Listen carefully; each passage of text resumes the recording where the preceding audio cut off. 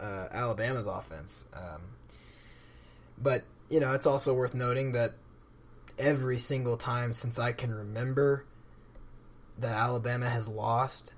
I mean, even growing up as a kid, back in like the Greg McElroy days, the John Parker Wilson days, any team that beats Alabama has had a good mobile quarterback that can sling it in the pocket and beat you with his legs. Every single quarterback. Tim Tebow, Cam Newton, Johnny Manziel. They're great passers, and you can't stop them on your feet. And so Kyler Murray is up there with the elite of the elite.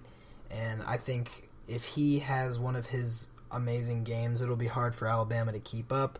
And then, of course, you have to juggle in that with the dynamic of who's gonna be under center for Alabama. Is it gonna be an unhealthy Tua versus a healthy Jalen, or however that works out? Can their offense keep up with Oklahoma's, and can Alabama's defense disrupt Lincoln Riley's offense? So we'll see. But right now I'm going to say that Alabama's going to take this one, no doubt. Then we got the Cotton Bowl, same day in Arlington. Clemson and Notre Dame, and this one's not even going to be close. I think Clemson will really run it up on these guys.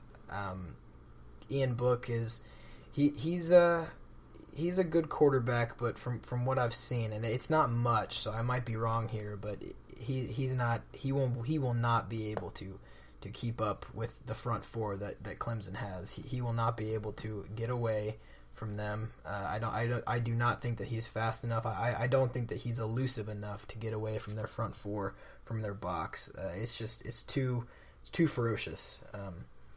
And I don't think Notre Dame's offensive line is prepared for it either. They better start hitting the weight room, because those boys are something different.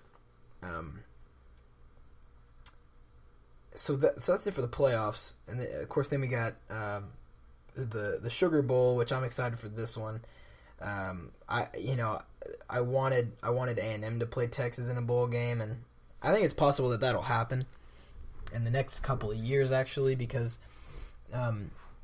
if Texas can stay at the level that they're playing right now, which I've already said isn't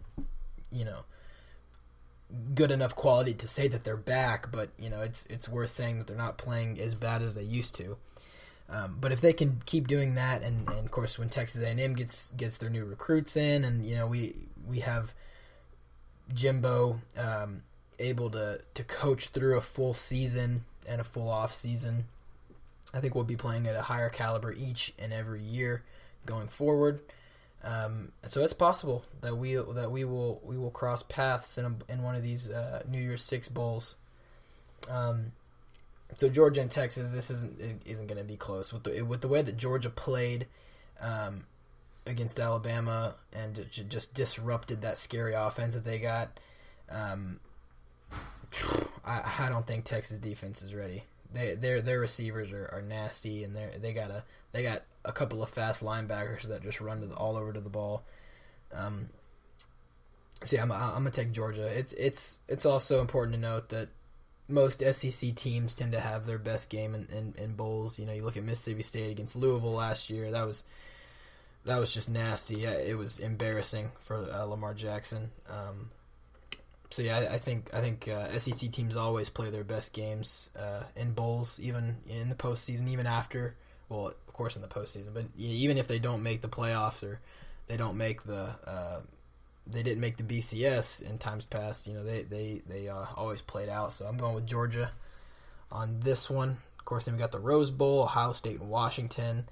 I think this one will be the closest game that I've talked about so far, just because of how inconsistent Ohio State's been. I mean, you lose to Purdue, bad. You almost lose to Maryland, but then you blow out Michigan, so I don't know how that works. And then Washington's kind of a shadow of its former self, but I think that they can give Ohio State problems in the passing game. I was sad to see that Shea Patterson couldn't. I think he would have been the guy to do it, but I think Washington's got a shot. I also really don't like Ohio State, so that's why I'm kind of picking Washington here. We got the Fiesta Bowl, LSU and UCF. Again, LSU is going to play one of their best games. They really are. I think they're really going to play some of their best games. And, who knows? UCF might make a comeback. If they do, then, we are in trouble. The fabric of the universe will collapse, and UCF will now be ranked higher going into next season. And when they keep playing crappy teams, they will keep winning, of course, and they'll probably be in the top 5. I mean, my goodness. So LSU better do their stuff and show UCF what a real SEC West football team is like. I mean, my goodness, it's just terrible. Golly. Then you got the Peach Bowl, Florida and Michigan. I like Michigan in this game. I really think that with the way Florida has been playing recently, it's here and there. They play good games and they play bad games. So, of course, Michigan did too. But I think they want revenge after Ohio State, and I'm sure their seniors want to at least win a bowl game, if not win to Ohio State. And since that's out the window, since they lose to their rival and the division champions,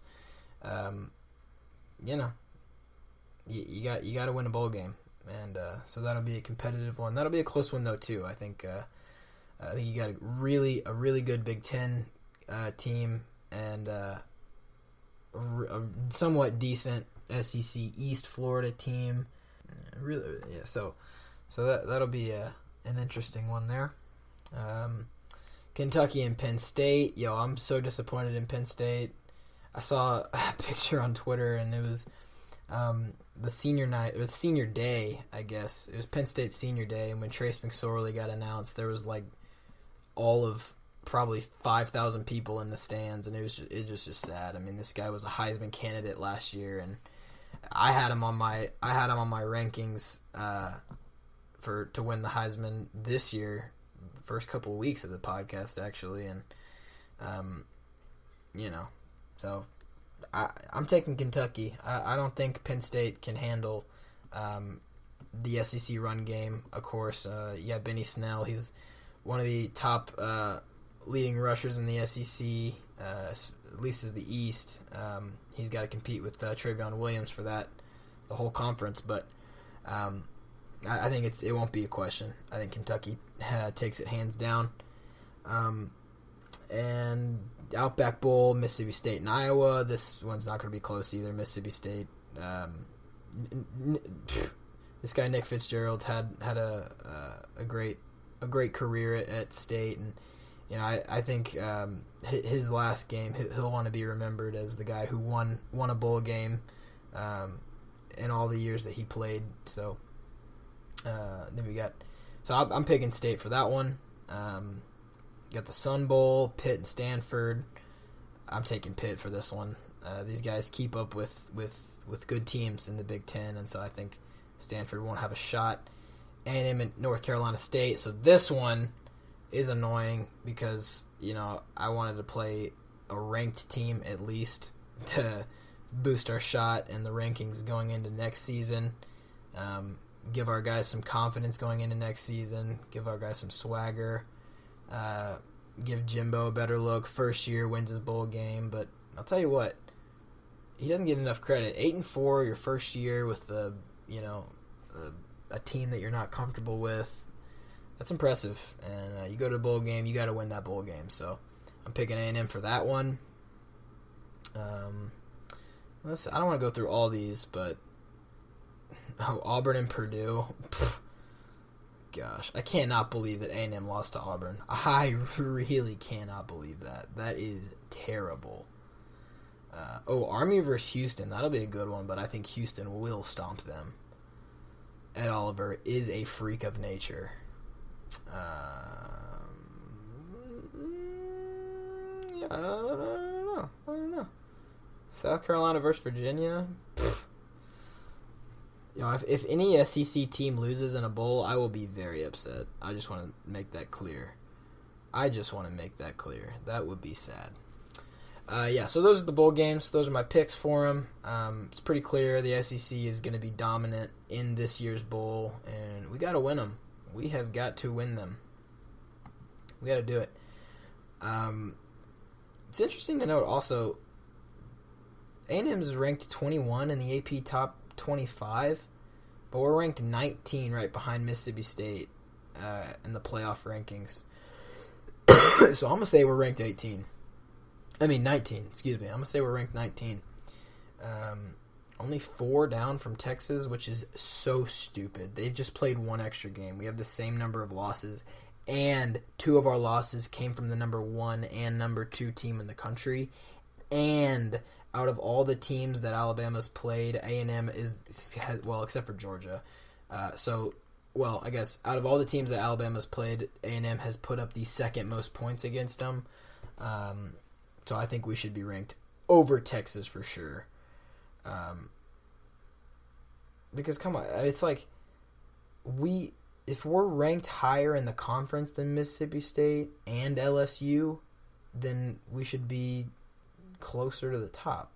Because A&M's ranked second in the SEC West behind only Alabama.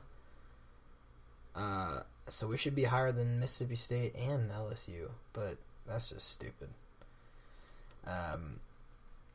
That game was crazy though. Golly, we covered that. So if you haven't listened to the A&M and LSU podcast, then go check that out. That's a crazy game, and we go through it play by play. Anyway, some of these teams should not be on here. Boise State is 25. I mean, they're 10-3, but they play literally no one. Kind of like UCF. Washington's 10-3. They're all right. Of course, Kentucky's over Texas, and we beat Kentucky. So what's up? Syracuse is 20. I actually like Syracuse. They put up a fight against Clemson. I don't even know who Fresno State. I mean, I know who Fresno State is, but good night. 11-2, and they're ranked 21. See, a lot of these teams just don't play anybody. They literally play nobody, no good teams, and they're ranked, which really bugs me because it throws off everything. Like Utah, like you play Houston, okay? Like sure, but who else?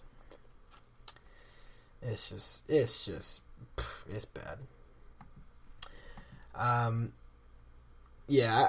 don't expect anything less than Alabama winning. It's going to be an Alabama and Clemson rematch again, and as kind of annoying as that is, like I want to see like a different team play. So I don't know. I really don't know. I think the obvious underdog out of all of them is Notre Dame. And I'll be upset. I really don't like Notre Dame, so I'll be upset if they win. I'll be upset if Clemson wins just because we're their championship rival. And I won't be that mad if Oklahoma wins because Kyler Murray deserves it after the season they've had. And you already got the revenge against Texas, so that kind of eliminates your one loss. And you're the conference champ, and so whatever. But I'll be rooting for Alabama. I think they'll win.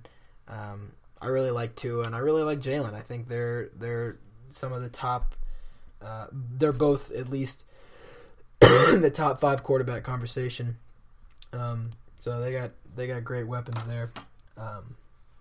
And why not? If you're gonna have the same, 3 of the 4 same teams from last year, you might as well have the winner from last year win again.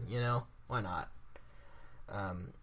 Going into NFL now, decent game. The last couple weeks have been pretty close games, and like low scoring, like 3 touchdowns apiece.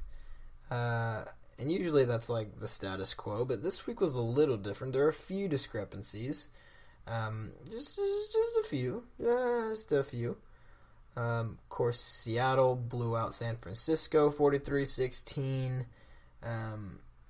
Nick Mullins on San Francisco still had 414